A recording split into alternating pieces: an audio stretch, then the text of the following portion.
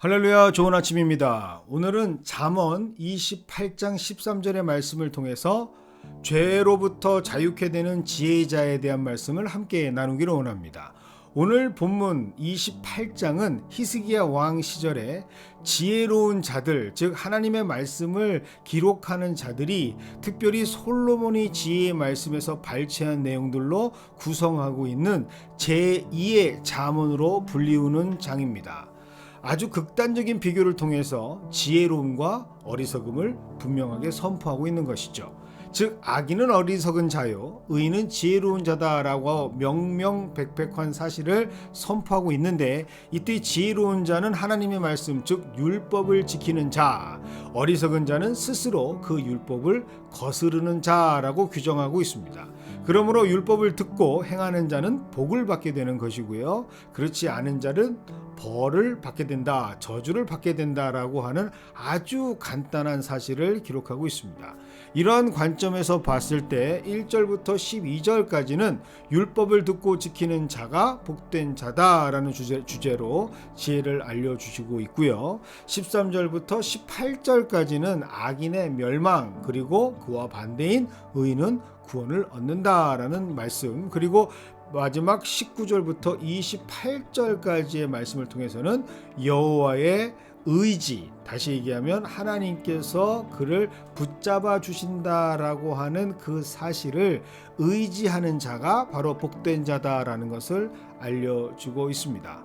그 중에서 오늘은 13절의 말씀을 통해서 죄에서부터 자유케 되어지는 그 사실, 그 방법을 알고 있는 지혜자에 대해서 함께 나누기를 원합니다. 13절입니다. 자기의 죄를 숨기는 자는 형통하지 못하나 죄를 자복하고 버리는 자는 불쌍히 여김을 받으리라. 13절에서의 악인은 자기의 죄를 숨기는 자, 의인은 자기의 죄를 자복하는 자라고 분명하게 규정하고 있습니다. 그리고 그들의 삶은 완전히 달라지죠. 그들이 얻게 되어지는 삶의 열매는 다릅니다. 악인의 경우는 형통하지 못하게 되고 의인의 경우는 불쌍히 여김을 받는다라고 기록하고 있습니다. 이것은 신학적으로 아주 중요한 의미를 가지고 있습니다. 그 이유는 가장 온전하고 완벽했던 하나님과 인간과의 관계가 가장 먼저 어그러지고 깨어지고 그 결과 끊어지게 되는 그 결과를 초래하게 되는 그 비극의 시작이 바로 이 죄 때문이었기 때문이죠. 이러한 관점에서 볼 때 자기의 죄를 숨기는 자는 이미 정직하지 못한 모습으로 하나님과의 단절 또는 불통의 벽이 생긴 상태를 의미합니다. 뭔가 감추고 드러내지 못한다라고 하는 것은 결국 그 관계의 순수성이 오염됐다라는 것을 의미하고, 그리고 그것이 깨어지고 있다 아니면 깨어쳤다라고 하는 의미를 갖고 있기 때문이죠. 이것이 바로 하나님으로부터 사람이 멀어지게 되는 죄의 결과, 죄의 영향력입니다. 그러니 천지를 창조하시고 보시기에 심히 기뻐하셨던 하나님으로부터 숨어버리는 상황, 피해버리는 상황이 생겨버리는 것이죠. 이것이 바로 창세기 3장 8절의 말씀입니다. 하나님의 낯을 피하여 동산 나무 사이에 숨은지라. 결국 이 하나님과의 관계가 오염되고 깨어진 상태로 만들어가는 것, 그것이 바로 악인의 삶이고 하나님과의 온전치 못한 형통하지 못한 관계로 살아가는 사람들의 특징, 자기의 죄를 숨기려는 자의 삶이다라고 오늘 성경은 말하고 있습니다. 그렇다면 하나님께서 원하시는 의인의 삶은 무엇인가? 형통케 되어지는 삶은 무엇인가? 그것은 바로 죄를 자복하고 그 죄를 버리는 것입니다. 죄를 자복하는 자가 지혜로운 이유는 죄의 문제는 죄인 스스로 해결할 수 없음을 그가 이미 알고 있기 때문입니다. 그래서 성경은 죄의 자복은 정말로 큰 변화의 물꼬를 트는 변화의 시작이라 명령하고 있는 것이죠. 특별히 하나님 앞에서 죄의 자복은 심령 깊숙한 곳에서부터 시작되어지는 죄에 대한 혐오와 거부 과정에서 맺어지게 되는 순수한 열매와 결과이기 때문입니다. 그리고 이 죄의 자복은 용서를 보장받을 수 있습니다. 그것이 바로 오늘 본문에 기록되어 있는 불쌍히 여김을 받는다라는 것의 의미이죠. 이 복음의 은혜를 아는 자가 바로 지혜로운 자다라고 성경은 말씀하십니다. 그런데 이것은 자칫 혼동을 우리에게 줄 때가 있습니다. 세상은 죄를 자복할지라도 일정 부분을 참작하고 어느 정도의 이해가 있을지라도 그 죄값은 반드시 치러야 한다라는 인과응보의 법칙으로 살아가기 때문이죠. 그것이 곧 정의로움이고 그것이 바로 정의롭다라고 하는 데피니션, 그 규정이기 때문입니다. 하지만 하나님은 그렇지 않으십니다. 죄의 값을 인간이 치를 수 없음을 하나님께서는 이미 알고 계시고 있기 때문이죠. 그래서 인간을 불쌍히 여겨주셔야만 하죠. 죄의 값을 인간 스스로 치를 수가 없습니다. 예수님께서 이 땅에 오셔야 하는 그 이유, 그것은 바로 예수님만이 십자가에서 그 모든 죄의 값을 치르실 수 있기 때문이죠.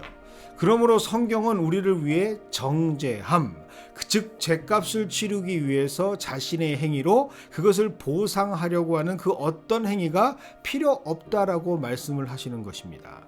왜? 그 보상의 행위가 아무리 대단하다 할지라도 죄값을 치룰 수 있는 생명값에는 터무니없이 못 미치기 때문이죠. 이것을 분명히 알고 있어야 구약에서의 제사의 의미를 정확하게 우리는 이해할 수가 있습니다. 비둘기, 양, 염소, 소, 곡식들, 이런 제물들로 인해서 죄가 사해지는 것이 절대로 아닙니다. 그것이 바쳐지는 제사 가운데에 바쳐지는 제물은 죄의 값이 사망이라는 것을 알려주시기 위한 매개체일 뿐이죠. 죄는 하나님께서 용서해 주실 때만이 그 죄값이 치러질 수 있기 때문이죠. 그런데 이 소중한 복음을 알지 못하고 수많은 종교인들, 예수님 오시기 전까지 특별히 두 이스라엘로 분열되어지고 알지 못했던 그들은 죄의 문제를 해결해 주시는 하나님과는 전혀 상관없는 제사를 드리는 행위로 용서를 받고 사함을 받을 수 있다라고 오해했던 것입니다. 이러한 잘못된 생각이 결국 어디까지 연결되느냐? 중세교회의 면죄부라는 것을 판매하는 행위까지 허용하게 되는 것이죠. 인간은 어떠한 죄값을 치르는 행위로 구원함을 보장받지 못합니다. 그 죄의 값을 다 치러낼 수가 없죠. 왜요? 죄의 값은 사망이기 때문입니다. 죄의 값을 치러야 해. 하나님께서 나를 용서해 주셨다면 그 은혜를 갚아야 해 라고 하는 그 마음과 자세가 좋은 의도와 순수한 감사로 보여질 수는 있습니다. 하지만 그 죄값을 치르기에는 턱없이 부족한 사실.